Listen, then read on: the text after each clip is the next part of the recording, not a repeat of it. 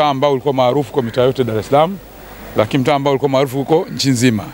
Nategemea na jimbo langu litakuwa maarufu kwa majimbo yote, lakini litakuwa maarufu kwa nchi nzima. Nimeanza wakati kampeni kwa nazungumzia kwamba ni muumini wa kazi, wa watu kujifundisha ujuzi. Jana tumezindua pale mafunzo ya wanafunzi ya kwenda kujifundisha udereva wa bajaji na bodaboda zaidi ya 140. Hiyo ni awamu ya kwanza, lakini nategemea kutoa mafunzo kwa gharama za mbunge. Kuna tofauti ya mfuko wa jimbo na mbunge, si ndivyo? Kwa gharama za mbunge na marafiki wa mbunge, kuhakikisha kwamba vijana wetu wa bodaboda na bajaji ambao wapo katika jimbo letu, kwa wale wasiokuwa na leseni tunawapatia mafunzo wapate leseni, na kwa wale wasiojua tunawapatia mafunzo wajue, wastani wa 600 hadi 800. Sasa mazungumzo na VETA Kipawa, lakini pia nimeanza mazungumzo na St. Francisca ya kile chuo cha Wakatoliki pale Pugu Sekondari, na jana alikuwepo.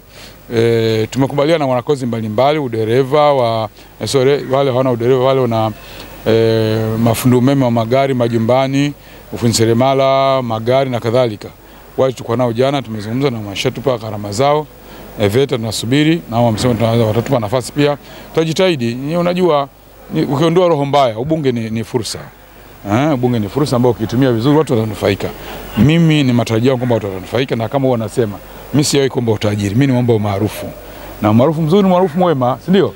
Kwa ukifanya vizuri, hata nikifa leo najua watu watabaki wananiimba. Kwa mimi natamani watu watabaki wananiimba kwa wema. Kwa hiyo kaeni vizuri, fuatilieni. Pale kwangu kozi zinaendelea kwa vijana hao ni wiki 2. Kwa wakati wenu mzee mkaenda mkuta wanafunzi wanasomesha, na pale tunatumia kile chuo cha polisi cha Kurasini ndio kinafundisha wanafunzi. Kwa hiyo sidhani kama kuna diwani ama mbunge ambaye yupo kwa ajili ya manufaa yake. Na mimi sote tupo kwa ajili ya maslahi ya wananchi wetu. Matumaini yangu ni makubwa sana katika hali ambayo tunayo sasa.